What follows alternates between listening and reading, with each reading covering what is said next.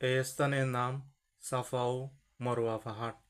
এখানে হযরত হাজরা আলাইহিস সালাম মারওয়া থেকে সাফা, সাফা থেকে মারওয়া এ পাহাড়ে 7 বার সাই করেছিলেন।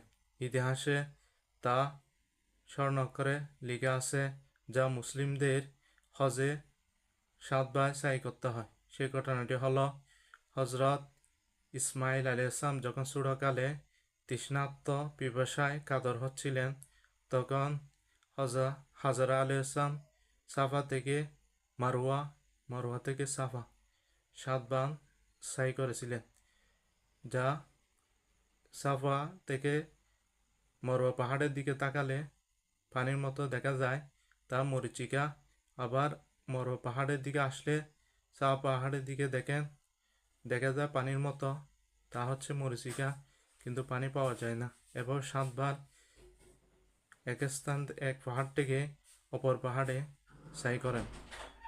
তারপর এক ফেরেশতা এসে হাজরা আলাইহিস সালামের কে দেখিয়ে দিলেন।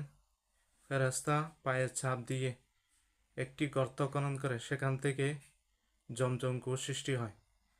এ ঘটনাকে আল্লাহ কোরআনের মধ্যে